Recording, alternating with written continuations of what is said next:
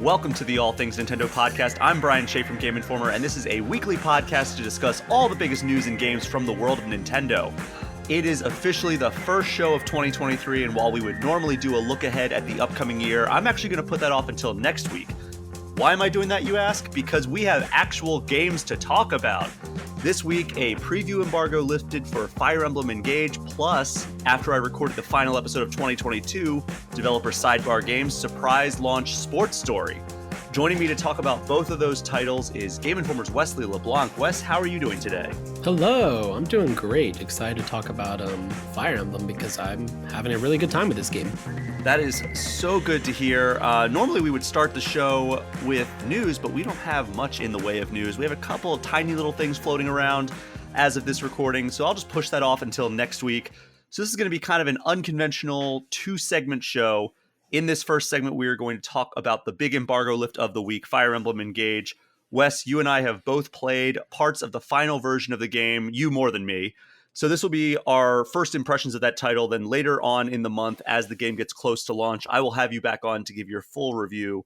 First, though, I guess we'll kick it off. What are your first impressions of Fire Emblem Engage?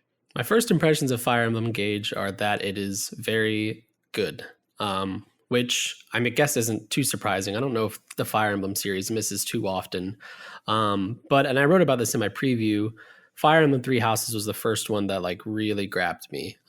It's a long running series. Nintendo doesn't make it easy to jump in and explore the history of Fire Emblem, which they kind of have that problem with a lot of their game series. But Three Houses was on Switch. I love Switch. So I was like, I'm going to finally give this series a go. And it completely won me over. It's still one of my top 5 favorite games on Switch. And so Engage for me, right from its reveal, was going to be a test bed. Do I like Fire Emblem or do I just like Three Houses and its, Hogwarts-like mechanics? And after about 10 to 12 hours of Engage, I'm happy to say that I believe I'm a Fire Emblem fan. This game is beautiful. It's not always beautiful. Sometimes in the overworld or in battles, if you look too far beyond the horizon, you'll see some visuals reminiscent of what you might see in Pokemon Violet or Scarlet, which is unfortunate. But the action up front, the cutscenes, the character art, it's all beautiful.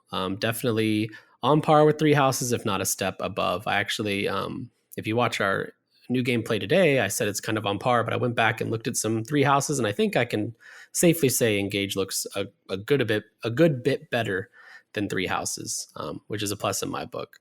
The combat is awesome. It's more Fire Emblem through and through. You're not getting anything. Nothing's reinventing the wheel here. The story is fine. It's fun. It's good. But it's kind of by the books. And if you're familiar with fantasy tropes and fantasy storytelling at all, you're not going to be surprised here, at least in the 10 to 12 hours I've played so far. Yeah, and I've played just a few hours of this. It's not nearly as much as you've put in so far, but I'm having a good time with it as well. My first Fire Emblem was Awakening back on the 3DS. Yeah, and I enjoyed it, but I'm not the hugest handheld guy, so it's hard for me to stick with a long-term game like that. Mm-hmm. And I've played the subsequent Fire Emblem games ever since then. And Three Houses I've really enjoyed, but for whatever reason, I kind of fell off. I think it's probably something else came out and I just never went back to it.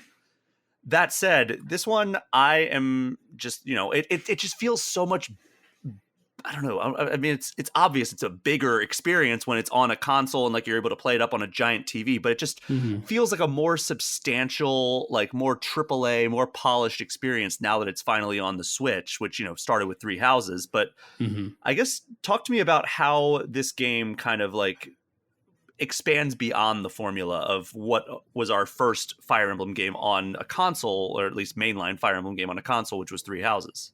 Yeah, so I think the biggest pull here for Engage and how it differentiates itself is in the title. It's Engage. It's the Engage mechanic.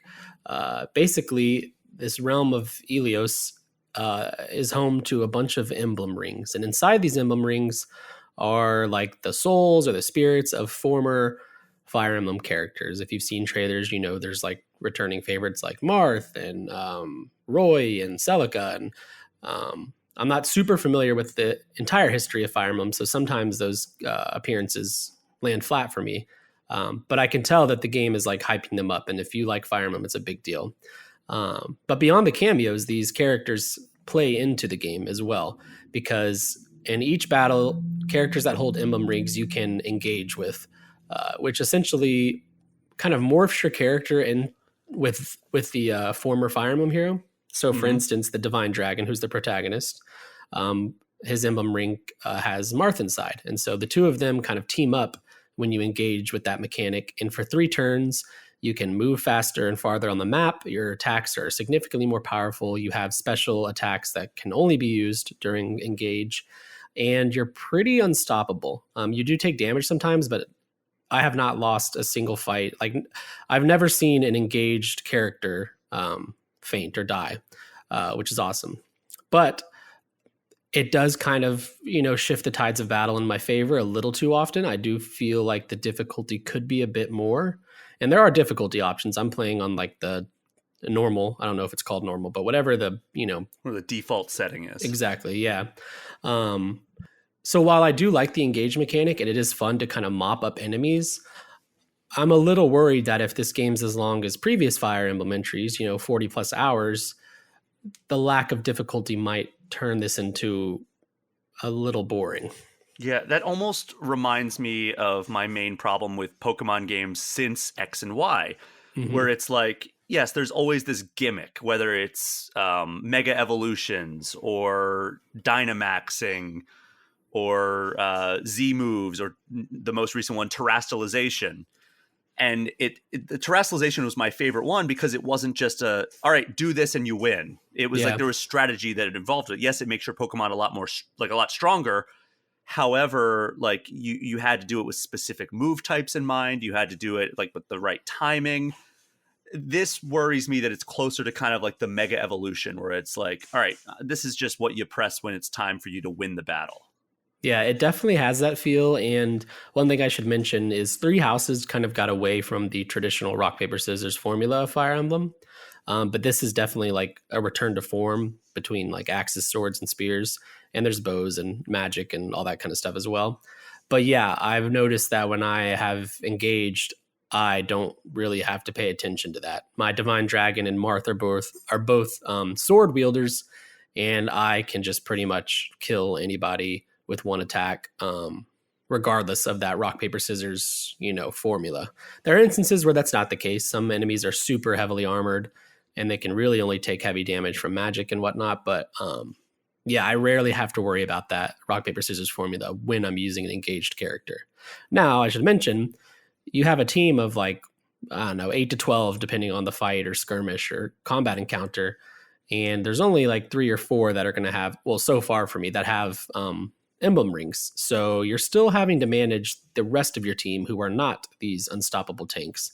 And again, the engage mechanic only does last 3 turns.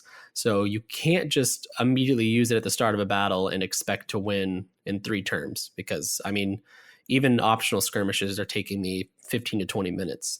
So there is some strategy involved when deciding to engage, but nothing that's like bending my brain a lot.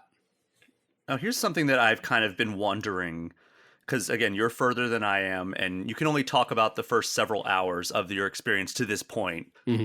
But from a narrative perspective, like, I don't know, we kind of live in the age of the cameo, right? Like Star Wars, if you watch a Star Wars show, unless it's Andor, chances are you're going to see a major character from Star Wars appear in that show. Like if you've watched The Mandalorian season 2, you know exactly what I'm talking about. It's like a cameo of the week type show, as much as I love that show.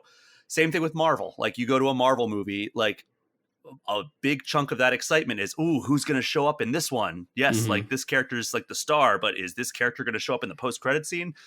And, I love that. I think that's a very fun thing, but it does kind of take away in some cases from like the main narrative.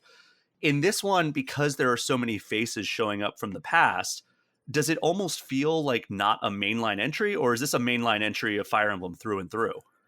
I understand that question because I think we've both expressed our concern. Like, is Engage a mainline entry, or is it like a fanfare spinoff type thing or something? Or But after, playing the first several chapters, it is definitely a mainline Fire Emblem game. There are the cameos from past heroes, but it's not like they're not even telling you what games they're from. Like, I know Marth because have seen him before and from Smash Bros, and I know his lineage. But there are other characters who I am not familiar with, and the game isn't like, ooh, remember this one from Fire Emblem whatever on whatever console. It's not doing that. It's just like it's making a big event out of the emblem rings because the emblem rings are core to the story. And so when these heroes appear, it's less like cameo from Fire Emblem X from the year whatever, and more like this is an emblem ring. This is a big deal because these heroes can really turn the tides of battle for the holders. And so that I do like, because I was worried that without that long lineage of Fire Emblem history for me, that I'd be missing a lot of these beats. But I'm not. Okay, so it's kind of like just like, oh, these are just heroes of like a legendary lineage or legends from the past. They're coming to help you, and whether you know who they are or not, like maybe you've heard their legends before in the case of Marth, or maybe there's another character that you're not so familiar with, and yeah, okay, that makes sense. Yeah, I think like for Marth, for example, they just say the hero it's something Hero King, and that doesn't really tell you what game he's from necessarily unless you've played the game. Otherwise, Hero King just sounds like a cool title for a cool looking character. Okay. All right. Well, that eases my concerns just a little bit, because I was worried that they would rely too heavily on that with the storytelling and all that stuff. But it sounds like they're doing it in a tasteful manner, and still the focus of the story is this cast of characters that you're being introduced to through the eyes of the protagonist. Yeah. And on the topic of characters, they do come at you at a rapid pace. I feel like I've met 50 characters already, and I don't even think I'm a third of the way through the game, at least based on how it feels. So I am struggling a bit just to keep up with them, but that's kind of a problem I feel like I had with Three Houses. And by the end of Three Houses, I could tell you everything about each of the characters. And again, like Three Houses and other Fire Emblem games, this is like a kingdom spanning game. So it makes sense that, you're not just in a village or a town, you are spanning the continent of Ilios, basically. So there's going to be a lot of people. And it was funny though, because like, you get through the first couple of battles, and like they're obviously tutorial battles, and it's like, hey, we're going to dump you into like this open area where you can run around and do whatever you want. And like, I'm like, all right, let's see how far I can run. And it was literally like 5 feet, and there was an invisible wall. And I'm like, okay, well, maybe I just can't go that way. And I'd run the opposite direction. There was another invisible wall like 10 feet that way. And it's like, all right, well, what was the point of this aside from like you can talk to the other people in your party? Honestly, like I was like very disappointed by that. I was too, and I couldn't really find a way to like talk about that in my preview without going into a long explanation of it. But yeah, this is a great spot for that. After each combat encounter, you get to explore the battlefield you just fought on, but like in a open way, like not a top-down tactics view. You're handling your character and moving around. Kind of like Scarlet Violet. Exactly, yeah. And all the people, all your teammates and stuff are there, and you can talk to them. But it's weird because some of them will have like the 3 dots over their head on the map, which usually indicates like something important needs to be said. But you talk to them and they're like, great fight, Divine Dragon. And then that's it. And then you go talk to the other characters that don't have the dots, and they're like, wow, we did so well. And I'm at the point, and you should talk to them. Well, you shouldn't actually. You don't need to. When you talk to them, you get bond fragments, which help you increase the bonds between you and your emblem heroes, basically. And you can also find items on the battlefield, and there are orange dots on the map that let you know you can adopt an animal. And there's dogs, cats, birds, sheep, etc. So basically, when I complete a match, I don't talk to anybody. I just go and find the items on the ground, which is usually like ingredients for food, sometimes a cool weapon. And then I go adopt all the animals because I'm not a monster. And then I don't talk to anybody, because when you go to the portal that takes you away from that area, it just gives you all the bond fragments you would get from talking to them. What? So you don't have to walk around and talk to everybody. You're going to get the bond fragments when you leave, no matter what. And I thought this was absurd. So I like tested it. I was like, okay, there are this many people that will give me bond fragments. It should equal this amount. You leave the level, and sure enough, it's the same amount. So I don't even know if Nintendo was committed to making you talk to these characters. Well, I'm very glad to hear that because nothing is more annoying than like, all right, I want to go do the next thing, but first I have to talk to these 20 other people. And that's going to be something we'll talk about in the next segment about the other game that is featured in this episode, but we're going to remain focused on Fire Emblem Engage until we take our first break. So, I guess, we've talked about narrative, we've talked about the main combat mechanics, but in our episode of New Gameplay today, I got to see you doing some squats. What's the deal with that? Yeah, so you have this place called the Somniel. It's like a floating castle that is basically the Divine Dragon's home or castle home. And it's kind of like your monastery from Three Houses. You go there, and after your battles or between battles, whatever you want to do, you can go there anytime, it seems. That's where you have shops, and you can buy items and general goods and armor and even outfits for characters just to walk around in at Somniel. You can go to your room and interact with memories and rewatch cutscenes. You can go to a cafe and cook meals to get combat boosts for the next combat encounter. You can talk to your characters and build those bond conversations and support conversations. There's items to find, and there's a training facility, which is what you mentioned with the squats. There's push-ups, squats, and sit-ups. And they're basically these weird, kind of slow mini games that you can do once per visit, and each time you do one of the mini games, you get some kind of combat bonus. So I believe doing the squats gives you +2 dexterity to your next combat encounter, and then one of them gives you strength, and one of them gives you HP. I haven't necessarily noticed that I need those boosts, but I talk about this in the NGT. Somniel for me is kind of like an area where I run through a checklist. It's a routine, and I don't mean that in a negative way. This is how I like to play these games. I check in at Somniel. I go talk to everybody that has support conversations. I stock up on potions and that kind of stuff. I make sure there's no new armor I'm missing. I go pet all my animals, or I don't go pet all my animals. We'll get to that. And I go do some training, and I do some squats because it just feels like that's what I should be doing between battles. But yeah, they're really weird mini games, and that's just like one of the aspects of Somniel. There's a more focused training where you like actually raise all of your stats based on how you perform in training, which plays out automatically. And yeah, but Somniel is your hub. There's lots of stuff to do there. I treat it like a checklist because that's how I like to play these games, but I've not seen any indication that you actually need to check in at Somniel really at all between battles. And are there any social elements in this game at all? There are social elements. There's definitely a lot less emphasis on it with Three Houses. And I imagine because Three Houses was a little strange. Sometimes you would be a student and you're dating your teacher or going on dates with your teacher, or you're very normal stuff. Yeah, or you're a teacher going on dates with your students. So I imagine Nintendo was kind of like, maybe we should back off a little bit from that. Maybe we should not have this weird power dynamic in this relationship. Exactly, yeah. And yeah, this game is more about the military and the like, not conquest focus, but military expeditions across the continent. Whereas Three Houses, half of that game is about just being like at school. So you are still like doing cafe dinners and lunches and stuff with people on your team. You're still giving gifts to people, making them blush, like hearts appear and stuff like that. There's support conversations and all that. But it doesn't seem like you're like actively dating or anything. It's more so just kind of building relationships with these characters. And I'm enjoying that, but it's kind of, so far, at least compared to Three Houses, it seems a lot less emphasized. Sometimes my support conversations will be like, Valentine's Day is coming up. They don't call it Valentine's Day, but it's basically Valentine's Day. And this girl's like, I think I'm going to get a necklace. And then Divine Dragon's like, that would be great.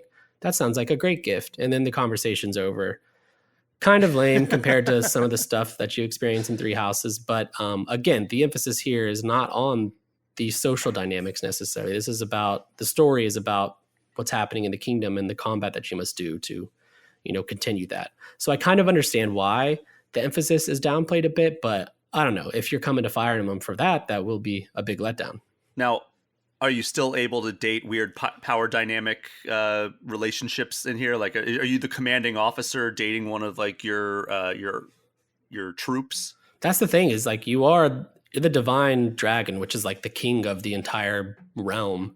So that power dynamic is definitely going to be present, but I haven't even seen an indication that I'm going to be dating people yet. I mean, there's the bond levels like CBA and stuff, but I don't think I'm dating anybody, and I don't have any reason to believe I am.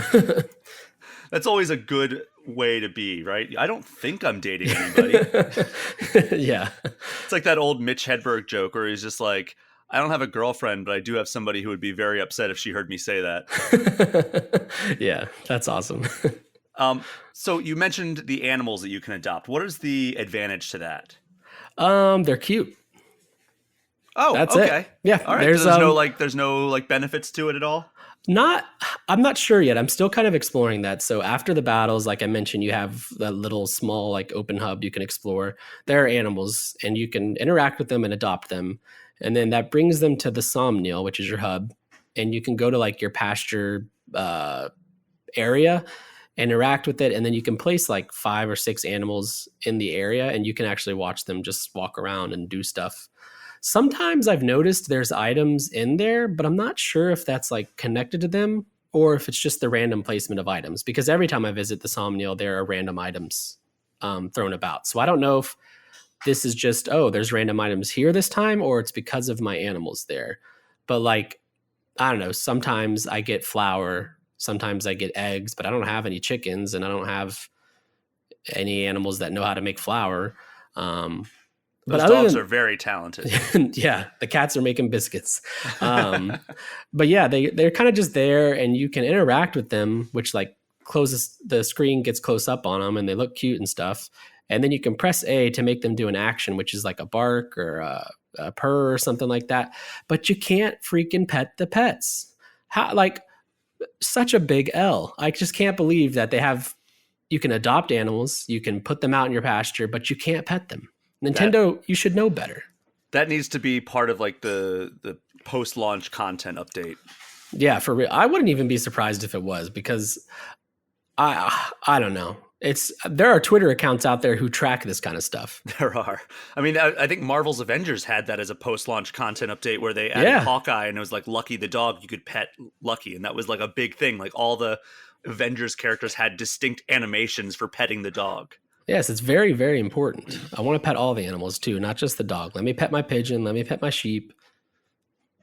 So outside of the main combat mechanics, are there any other like gameplay elements that we need to kind of know about? Not to my knowledge. Combat plays out pretty standard Fire Emblem wise, but I don't say that negatively. I am loving the combat, even with my difficulty issues I talked about earlier in the episode. Like when I'm in combat, I am thoroughly engaged and I'm having a really good time. There's fun little twists to it, kind of, I don't want to say puzzle elements, but sometimes the maps are dark and you have to find a torch and light it. And the torch disappears after so many turns. So you have to keep somebody nearby to light it. I did a fight yesterday where there was a, gosh, I don't know the proper term for it, but one of those very large bow and arrow crossbow things that castles have. And you can man one of your archers on it and he can do like super long range, powerful attacks. Little things like that, but no, there's nothing else too wild going on with the engage mechanics. There are, and I mentioned this earlier, when you engage with the character via the emblem rings, they do have their own unique attacks. So one of them is called Override that I use quite often, and it lets you move 3 squares with your attack. So I like to line up 2 enemies or 3 enemies in that line and then attack, and it like hits all of those enemies. And then you end up on the other side, which is great. Oh. And then that sounds useful. Very useful. And then there's one who can completely heal all allies on the field, but they drop their health down to 1 point. So you have to make sure that that person's safe and sound before they do that. But I mean, that can drastically change the outcome of a battle. And if you're playing on classic mode where you have permadeath, I could see something like that being extremely useful. It seems like the Switch is quickly becoming like a really great place for turn-based strategy games. Yeah. Like we have this, we had Mario plus Rabbids Sparks of Hope last year. Tactics Ogre. Marvel's Midnight Suns just came out on other consoles, and it's allegedly coming to Switch at some point. I think they've said this year at some point, which is a very, very good game. It's just disappointing that it didn't make that same release date like they were originally planning for Switch. And there's a ton of other ones. Kaiju Wars is another one that I want to talk about in the coming weeks here.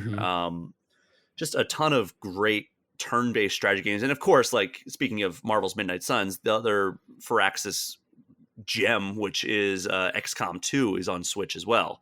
Yeah. So it's like, like if you are a fan of this genre, there is plenty. And then of course, last year we also got Triangle Strategy.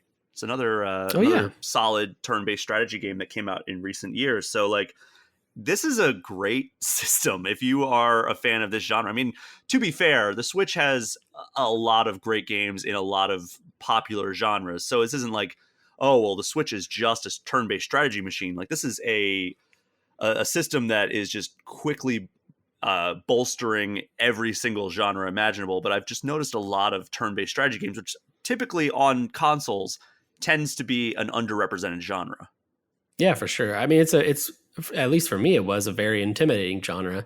It's very different from other types of gameplay, and it requires, in the name, like strategy and tactics, which is why it took me so long to jump into Fire Emblem. But now it's one of my favorites. I'd played the classics like Tactics Ogre and Final Fantasy Tactics, but jumping into new series that I hadn't played before, like Fire Emblem, was a big deal for me. And now, again, Three Houses is one of my top 5 games on Switch for sure. There's just something so satisfying about like laying out the perfect strategy, getting all your units in place, and then executing on that plan to perfection. That just feels so good. I don't know what it is, but like just seeing all the pieces fall into place after you took all this, like you took all of your learnings from past battles and putting it into the planning phase. That's just such a supremely satisfying feeling. Wes, is there anything else we need to say about Fire Emblem? I almost said Fire Emblem Three Houses. Fire Emblem Engage before we wrap up this segment? You kind of just mentioned it. It made me think of it. Like when you attack enemies, what I love so much about Fire Emblem versus other tactics game is there's a whole beautiful animation that plays out for each attack that you commit to. Mm-hmm. And I think Engages has some super awesome. There are moments that are like straight up out of anime whenever you use like engage attacks. And I think that just speaks to the game's, greater visual style, which is pretty great across the board.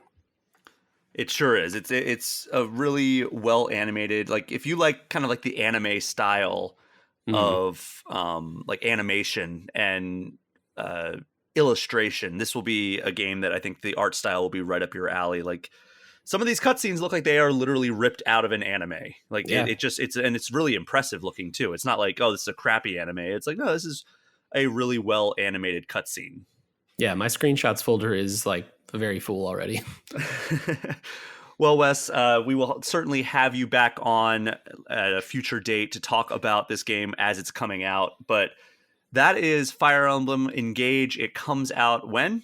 January 20th, I believe. Let me check real quick. That is January 20th. Yes, it is.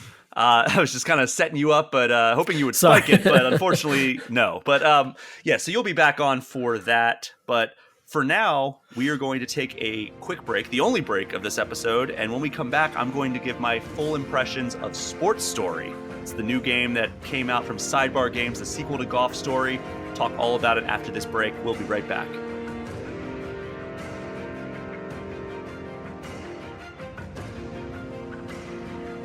As you might have noticed at the end of last year, I pre-recorded the last couple of episodes, and while the time immediately around the holidays doesn't typically yield a ton of news or big game releases, 2022 actually gave us a surprise launch of a highly anticipated Switch exclusive sequel.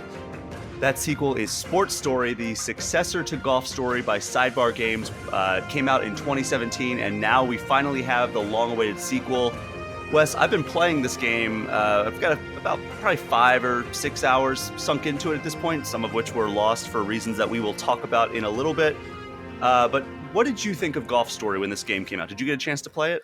I didn't get a chance to play it. It's one that I've had on my backlog for a very long time. I actually think I own it on Switch.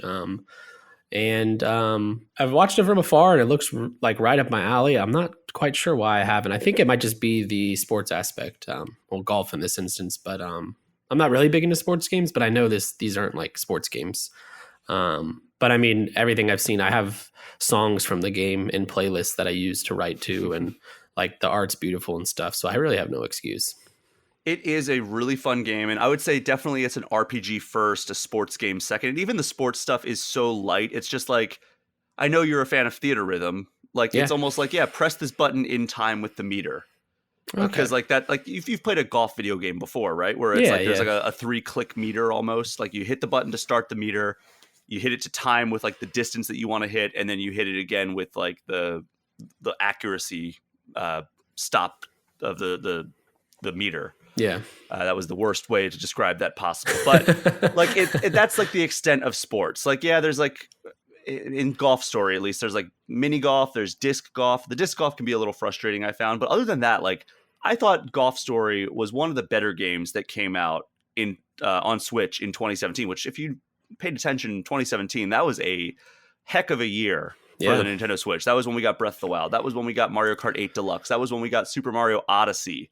All kinds of great games came to Switch in 2017, and I would put Golf Story probably in the top 5 or 6 games that hit Switch in 2017. And even I think I might have been cooler on it than other people were. Like I know our former editor-in-chief, Andrew Reiner, absolutely adored that game. I think he gave it a 9 out of 10. I would probably have been like a little bit lower, but like still, I think it's a very, very good game. I know it has a pretty strong cult following. And, you know, I was among the people that were super excited when they announced Sports Story, which I think happened in like 2019. So it was a while ago, a long time. It kind of became, it's not anywhere near the Silk Song, I think, but like it was one of those games where every time there was a direct, people were like, are we going to see Sports Story? Yeah.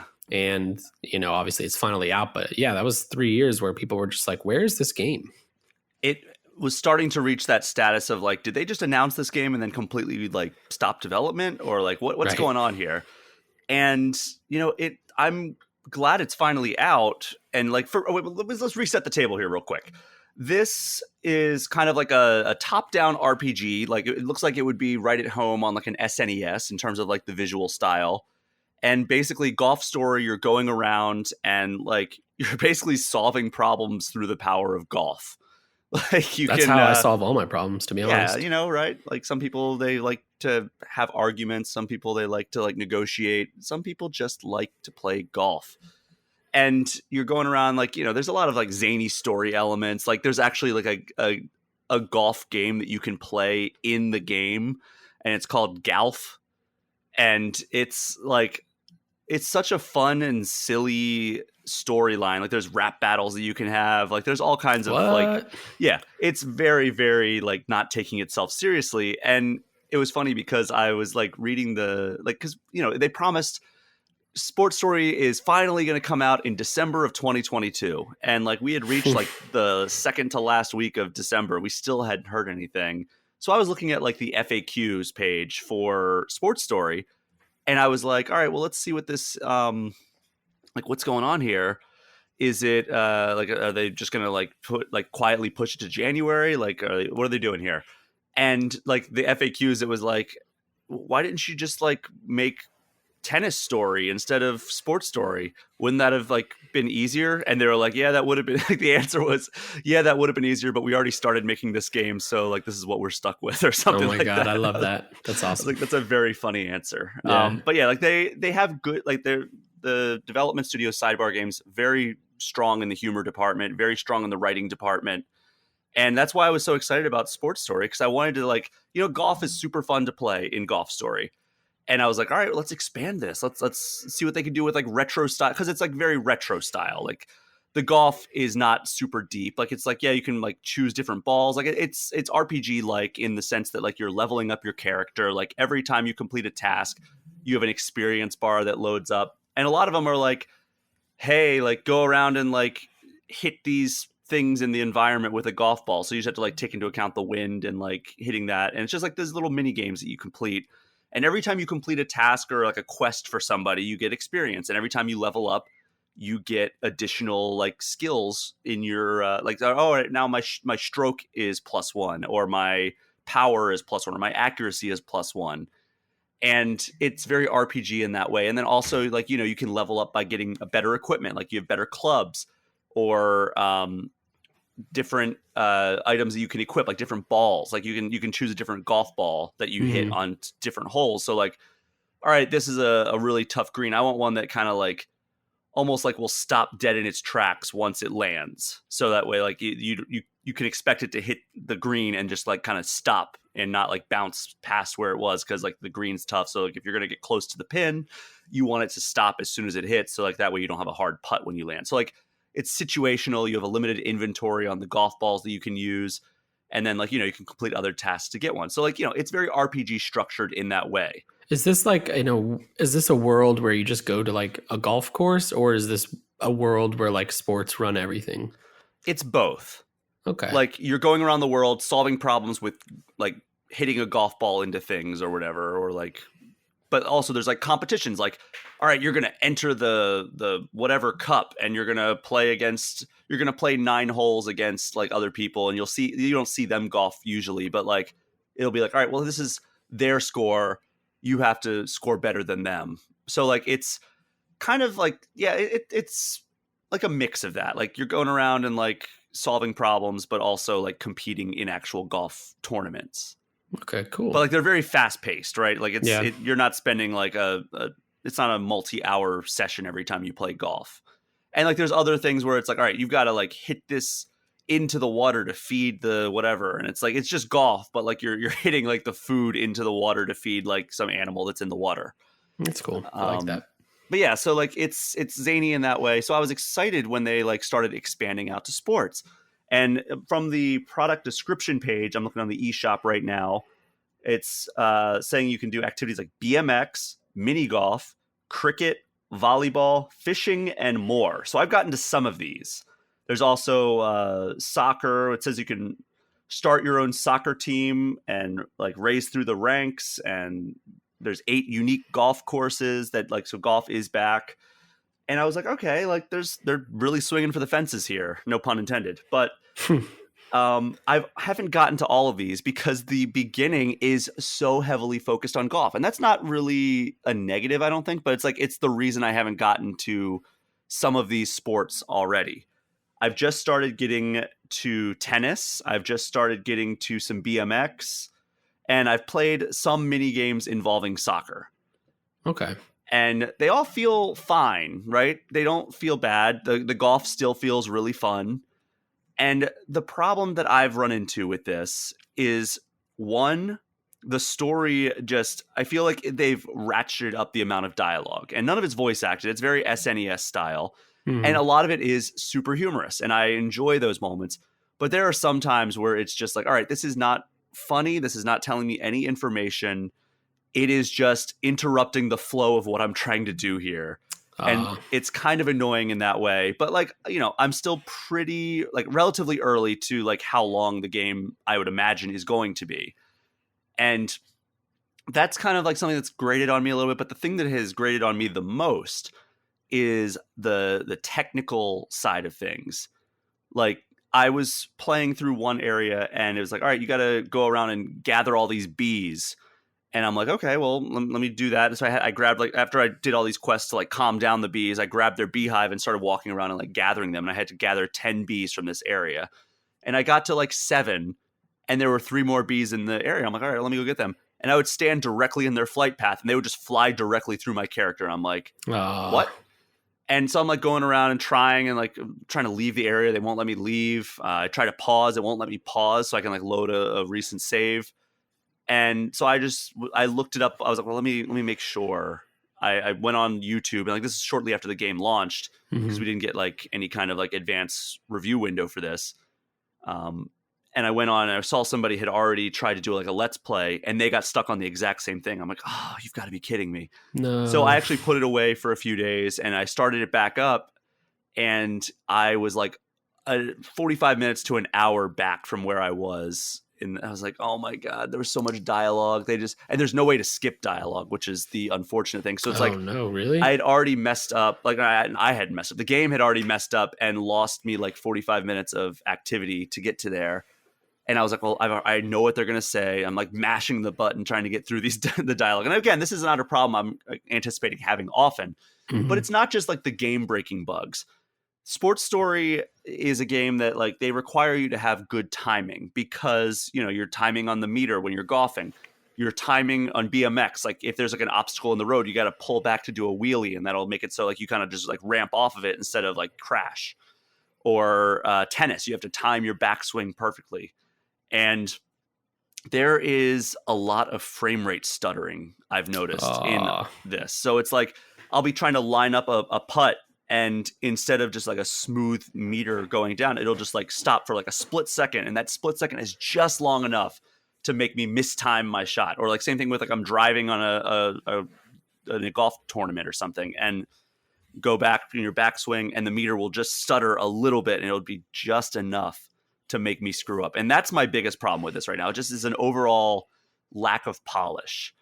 And outside of that, like, you know, I'm story elements aside, I'm having a really good time with it. Like going around and like, I'm currently like trying to complete these side quests so I can like open up a new area of the region I'm currently exploring. I'm trying to talk around spoilers right now because I know this is a game that a lot of people were looking forward to, and I don't want to just crap all over it because I think that it is, underneath some of these problems I'm describing, still a fun and good game. But I think that it's a couple patches away probably from being the game that everybody wanted it to be. Have they said anything about that? Like, have they addressed any of the bugs? Because I've seen other people, it's not just you, like the game is buggy and could use some work. Has the what's the team's name again? Sidebar. Yeah, have they said anything about patches incoming? They did put out one patch, and it seems to have fixed some stuff, but the stuttering is still there on like the frame rate. And like it's not just when you're shooting, it's like you'll be running through the world and like everything will stop for like a split second and then it'll keep going, and it's like it's just enough, annoying like, enough. Yeah, it's just enough to either throw you off if you're doing a timing related thing, or annoy you, or take you out of the immersion. And I don't know. And also, like, I don't know if you've seen this. I think you have, where there is a secret developer room. Yeah, I was going to bring that up. And you go there, and it's the developers of Golf, and that was the golf video game that you could play in universe in Golf Story. And the developers of Golf, you can find the secret room in like one of the first areas that you're in. And basically you push a box in, I don't know why I said box that way. You push a box into the way of your player, and then you leave the room. And then when they come back in, the box blocks them from entering the store. And then it allows you to access area outside of the walls of the store that you're supposed to be entering. And if you walk far enough over, it looks like there's a bunch of like test assets and everything kind of off out of view of the normal player. But there's a room where there are a bunch of in-universe developers of the Golf game. And maybe that's why I said box the way, because I was saying Golf. But the Golf game, and they're all complaining about like things that seem oddly pertinent to Sports Story. Like, oh, they keep suggesting more features. Oh no, like QA isn't getting back to us in time. Why? Like every time I have this idea, they shoot it down. Every time I have another idea, they say we should do something different. And like, it seems like maybe there was some tumultuous development that we didn't really hear about. And that might also explain one, kind of the feature creep that seems to be present, where it's like, all right, we're going to try to do this one thing. And then it seems they try to do like 8 things. Yeah. And like the long development cycle, the feature creep, and also kind of the unfocused nature and the technical glitches of this game. So it's like, I wonder if, like, is this something like a small group of devs who are especially frustrated with the development implemented and put in the game, or is the entire team aware of this?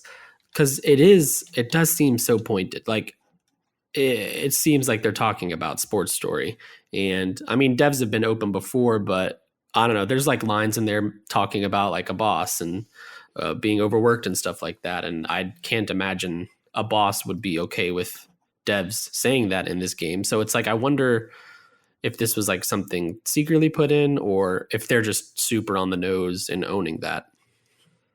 Yeah, I you'd have to think this was not like, all right, yeah, the head of Sidebar Games is wanting us to put this in. But I mean, who knows? Because like also they seem like they have a really good sense of humor. Yeah. So maybe like they're like, hey, like everybody acknowledges on the team that development hasn't gone the way we wanted to. Why don't we poke a little fun at it through the in-universe game development team that we have? Mm-hmm. I mean, it definitely seems to be poking fun, but yeah, like some lines, I'm like, that seems like a notch above poking fun. Like maybe something is there. And I mean, yeah, kind of everything we've talked about. This game, it might have had a troubled development. It was announced 3 years ago and then kind of went dark for a while, and it released right at the tail end of this year with some issues. And there's definitely, I'm sure somebody's already working on a deeper story with that. I know Kotaku, I think, was the first to report it, but yeah, I'll be very interested to see what the inside story of this is. Yeah, and speaking of Kotaku, did you see the MagFest thing that was happening? Oh my gosh, yes. I love MagFest. Like, it takes place kind of in my backyard where I was growing up, out in the Baltimore, D.C. area. Yeah. And for people who didn't see it, there was a sign that was like, hey, if you want to go to this room, go this way. If you want to go to this room, like, like a typical convention has like, directions posted on posters and like standees.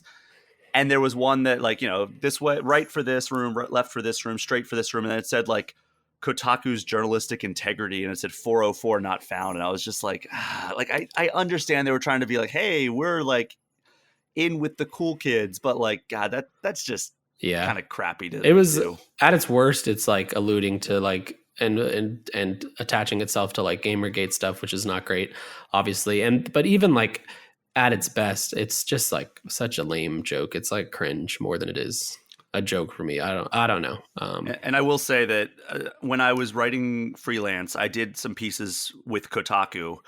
And yes, it was a completely different team back then. I haven't worked with any of these people, but I also haven't heard anything bad about any of these people that currently work at Kotaku. In fact, the people that I know there, I think are really awesome. Yeah, same. I love Kotaku. It's one of the sites I regularly visit. But when I was writing for Kotaku, it was awesome. They were extremely helpful. They helped me a lot with my writing, and I was still kind of just getting started back then.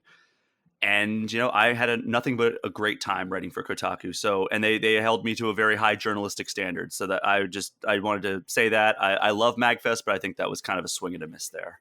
Yeah, it's completely unnecessary. Like, why? Yeah.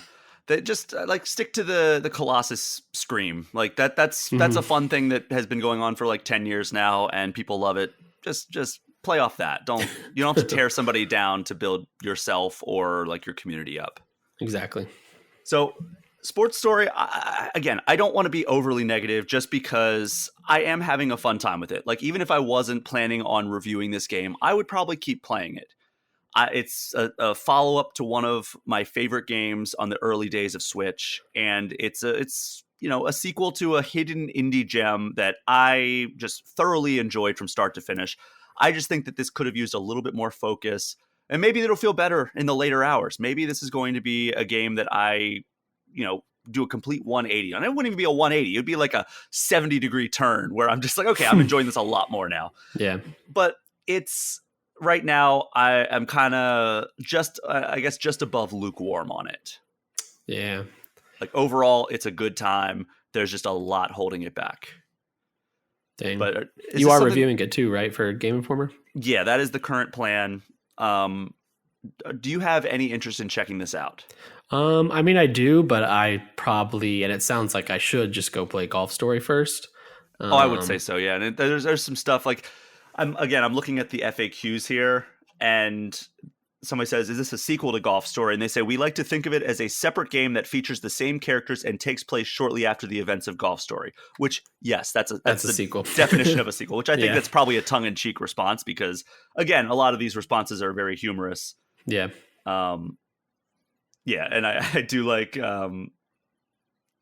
I just like a lot of these responses that they do. So like they are a lot of the writing in the game is good. It's just like there's some stuff that I'm just like, oh my God, just let me get through this. I don't need to be held up any longer on this. But that's humor, right? Not every joke is going to land 100%.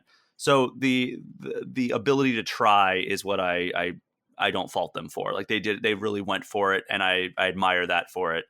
Just not the humor. I don't think is landing as often as it did with Golf Story, at least so far. Again, if I play more of it and I'm like, oh, that game actually ruled, and like they smoothed out all the technical issues, and once you like get deeper into the game, everything feels more focused. It feels more streamlined, and like the humor really ratchets up. I will come back on this podcast and like recant all these criticisms I'm throwing out there now. These are just kind of my earlier impressions. I would say early-ish impressions.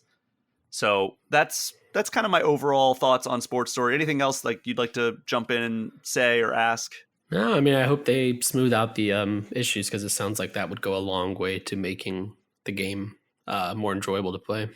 Yeah, and it seems like this is a much more ambitious project than Golf Story was, with like implementing several different sports, not just golf, frisbee golf, and disc golf, because or not frisbee golf and disc golf are the same thing. Mini golf and disc golf. I did play some mini golf. It's still fine. Like it's nothing spectacular, but I'm enjoying that. Haven't seen disc golf pop up just yet, and that one was like kind of a high learning curve, but it's nice to have these characters back. Like I enjoy a lot of the characters, and you've talked about, especially with the last segment on Fire Emblem, about how like it's kind of like a checklist game. Yeah, this falls into that category, I would say, where it's like, okay, you cool. go around talking to a lot of characters, and they will be like, "Hey, I need help doing this," and then like you'll see your player character write down in his notebook like, "Oh, I need to do this," and you can go to the tasks tab and see like, "Oh, here's a bunch of stuff I need to do." And it feels so good to mark those off one by one and like get the experience that is associated with it, earn the money that's associated with it, so you can go and do all these other tasks. So I right now it's not as strong of a recommendation as Golf Story, but I think it's still a recommendation. Like I still think that if you liked Golf Story, you should check this out. But like also know that there are some problems that aren't fully smoothed out yet, particularly on the technical side. I would say those are my biggest problems. Yeah. So I didn't want to blow out of proportion my negative criticisms, because again, overall, I'm having a good time with it. But Wes, anything you want to say before we wrap up here? No, I'm excited to talk more about Fire Emblem next time I'm here. Yes, I'm very excited for that as well. And again, we will be back next week covering all of the news that, I mean, there wasn't very much this week. So next week is where I'm going to lump that in. And then next week is also going to be, barring any problems or unexpected things popping up, it's going to be our look ahead at 2023. So Wesley, thank you so much for joining me for this episode of All Things Nintendo. Of course. Thanks for having me.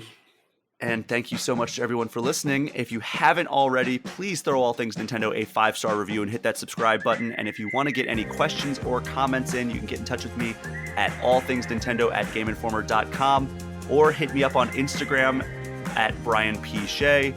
And as always, you can join the Game Informer Community Discord, which is a perk for subscribing to our Twitch channel. Wes, can you tell the people where they can find you on the internet? Yes, you can find me on Twitter at LeBlancWes. You can hear my voice and many other lovely voices on the Game Informer YouTube channel, and you can read my stories on GameInformer.com. That is our show for this week. Thank you all again for listening. Take care. We will see you next time.